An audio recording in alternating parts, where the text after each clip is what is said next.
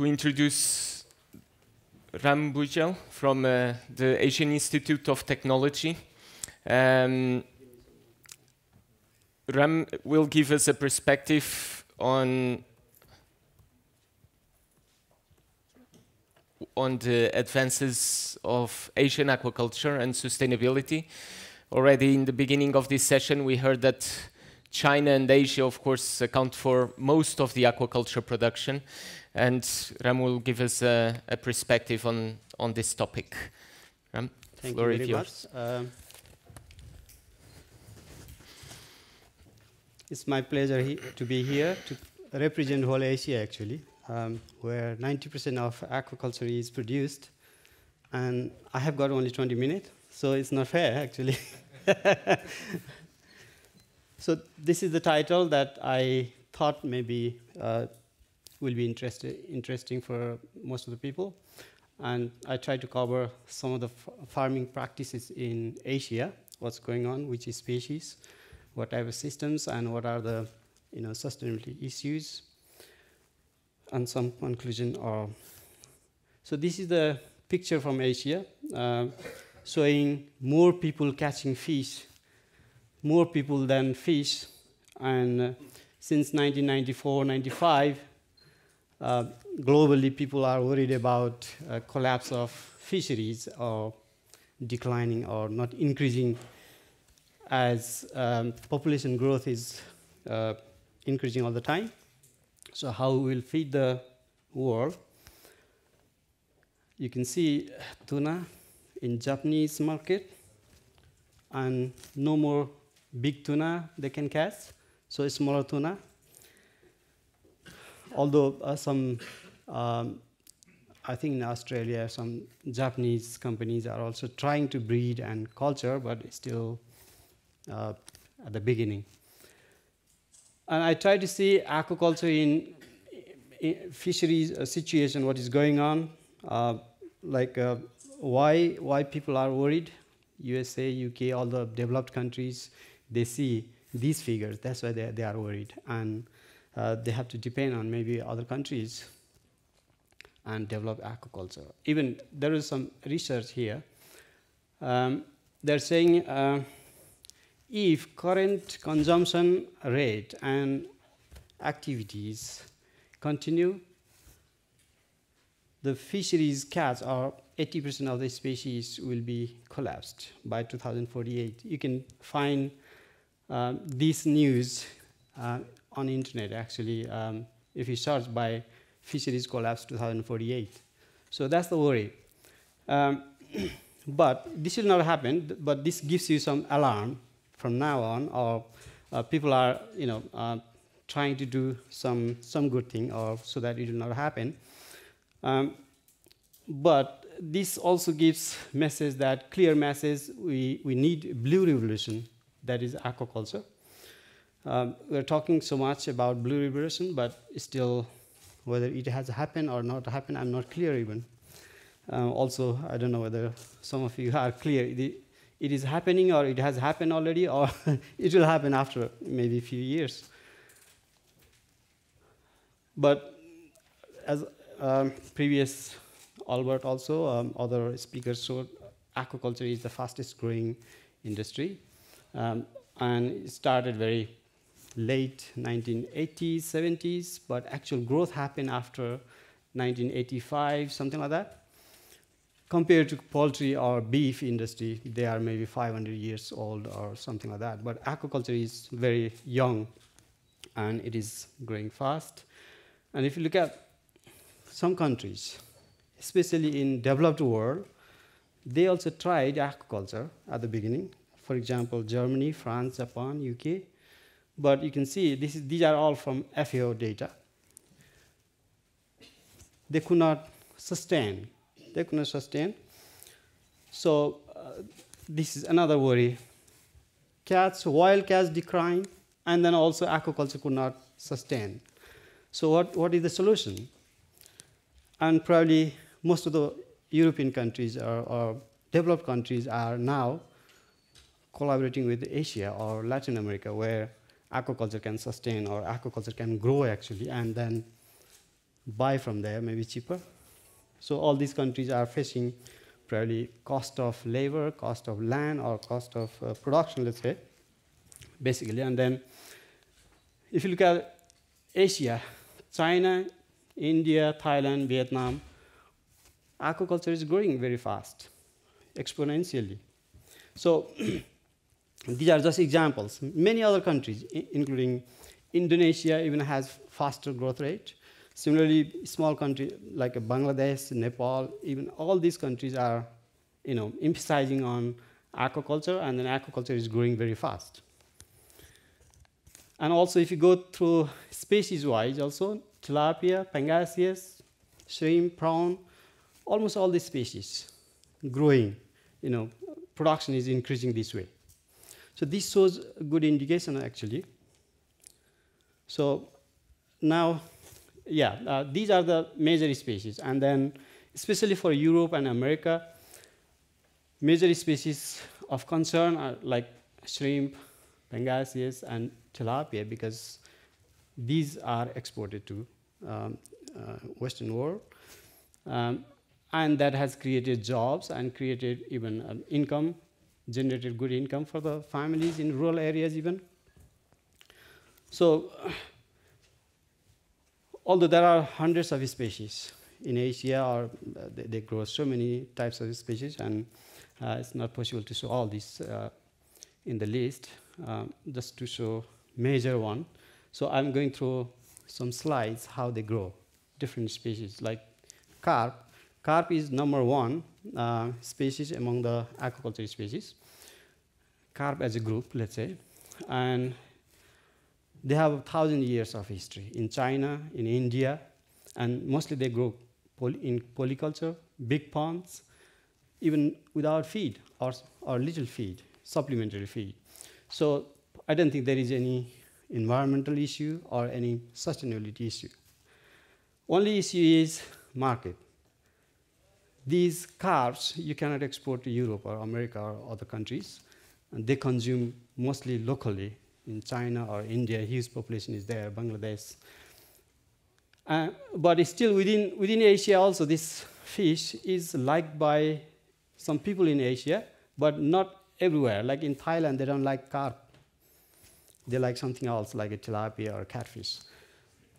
But production is huge in China and India, even in Bangladesh. The problem is Y-bone. Y-bone, it's difficult to eat, especially for children. We need a protein supply to children so that stunted children, stunting will not be a problem, but this is something problem here, and alternative species have been tried, like tilapia with no bones. Some examples here from Myanmar. I guess not many people knew about Myanmar, what's going on there, but there are also big ponds like this. They are growing rohu, and they're exporting to even Bangladesh or other countries. And without feed. Only question is here, they have chicken house above the fish pond, and then uneaten food or excreta goes into the pond, and then pond becomes green, and fish eat the green algae, maybe not the chicken excreta. So there is something we need to explain here. So this is another pond from Thailand. It's a huge, like a single pond has something like 20 houses, chicken houses. But after a few years, this collapsed because of actually bird flu problem, not because of aquaculture or sediment problem, anything. Because of the bird flu. So because of bird flu, when bird flu comes, even people are afraid of eating eggs. And most people shift to eating seafood or fish. So not necessarily chicken is winner. We think fish will be winner, actually. Unsure. Time will come.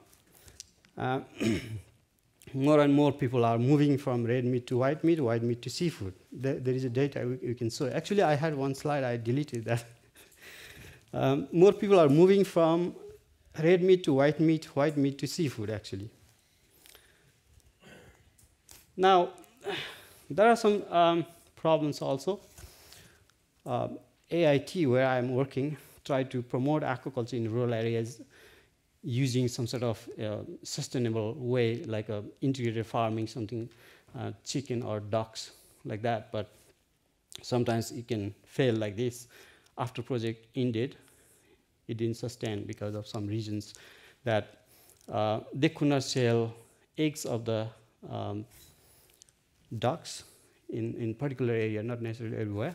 And main thing is ducks need feed every day, but poor farmers cannot afford that because paying cash every day, even $10 a day or $5 a day is a problem. That's why in Asia, people think about low-cost production of fish, low-cost technology, so that it can sustain in the long run.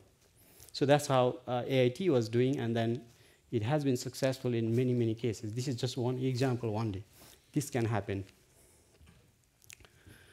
And major issue I mentioned earlier, feed is the main issue, because in the rural area, first thing, feed may not be available.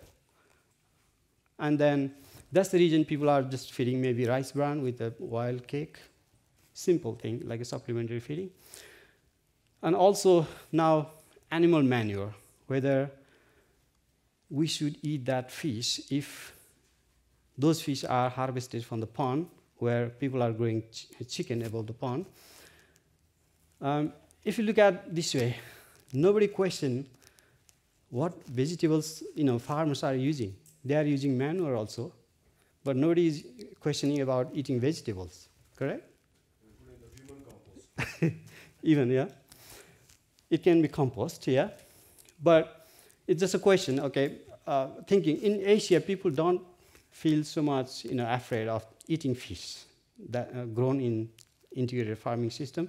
In Vietnam, they call it VAC system. It means garden, animal, especially pig, and then fish. They are combined. So nutrients are recycled.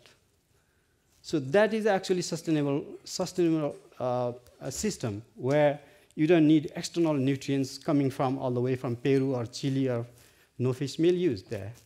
So actually in that way, that is, we thought, maybe more sustainable. Only question is, okay, like in China, they were producing tilapia using, let's say, pig manure, and then they could not sell. So nowadays they are shifting to pellet feed.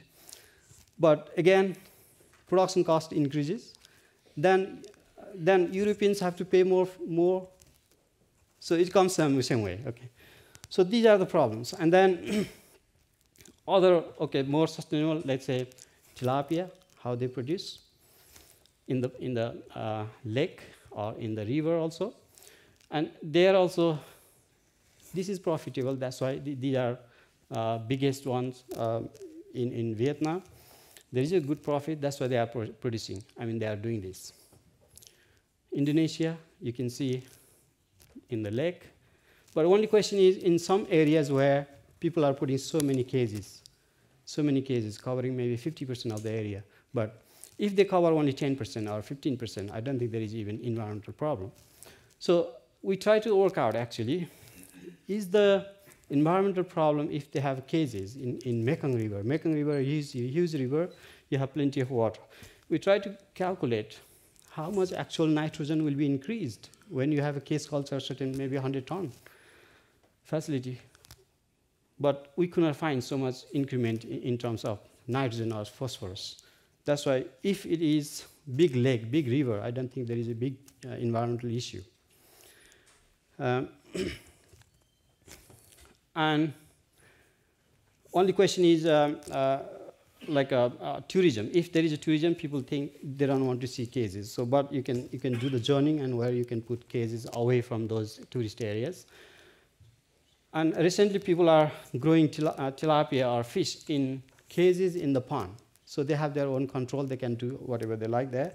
So nobody complain here.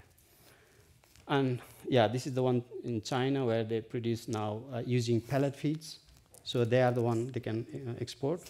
Now pangasius, you can see also, huge amount of feed is used because there is a big profit. Per hectare, they are producing 400 ton or even more, and huge amount of profit is there. And industry is over $2 billion a year, nearly $2 billion. And you can see processing factory, they have all certification, all these things. And then even they have waste products using to make fish meal, fish oil, all these things. So this industry also has big benefit to the women, all the local people. So other countries also trying to produce, like Bangladesh, India, Indonesia also trying to produce more pangasius now. Shrimp, huge amount of shrimp, nearly $2 billion per year in Thailand, up to 10, 20 ton per hectare, and then also there is a big profit, like a $40,000, $50,000 per hectare per 6 months. That's why 40,000 people are doing shrimp farming. So these are the things we have to look at from economic point of view, whether it is profitable or not, and then environmental point of view, and then social point of view to see the sustainability. That's what we try to analyze. Basically, shrimp has a little bit of problem, like a disease problem, like a now EMS problem. It was Phineas monodon collapsed in 1997. Then this white shrimp came, and white shrimp also again has a problem. So how that can be solved? Even 3 years, 4 years already, people don't know what are the causes and then how that can be solved. So research is really weak in aquaculture. So we need more research, more training, more education. Similarly, I try to see, based on the system also, tank system, not many people are doing in Asia because land is maybe adequate and then water is there. And most of these systems do not have big problem unless, like a pangasius is still, there is no disease yet. But if disease happen, what will happen? How? That can be solved. So in general, I see all these benefits of this aquaculture, so including foreign trade. Those countries are earning so much. So in order to make all these aquaculture systems, species, industry sustainable, we have to work together. Doing more research, more regulation on using antibiotics, and then water quality testing, and then so that the farmers know whether they are overstocking or not, or overfeeding or not. And all these things can help make the industry sustainable, especially now. Shrimp has a big problem at the moment. I have heard some Thai shrimp farmers are moving to Latin America to do the business because problem has not been solved yet. But recently, and they try to culture tilapia and shrimp together. That has some indication that it has worked, but it's still it has not been explained very clearly. So more research, more training, more education is needed, and support to the farmers. Okay.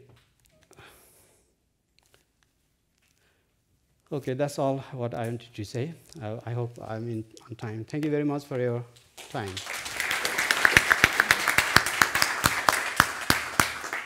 Thank you very much, Ram. We have time for a quick question to Ram, there in the back. You mentioned chemicals, and I'm concerned about what are the potential chemical contaminants or adulterants that we should be worried about if we're importing these products. I heard like one issue when China was hydrogen peroxide in shrimp, and is formaldehyde also frequently used? Yeah, I think there are two aspects. One is during culture, another is during handling, post-harvest handling. So some maybe are using formaldehyde to like a what do you call? It will not get deteriorated for many days. So that is one side. That part I didn't try to cover.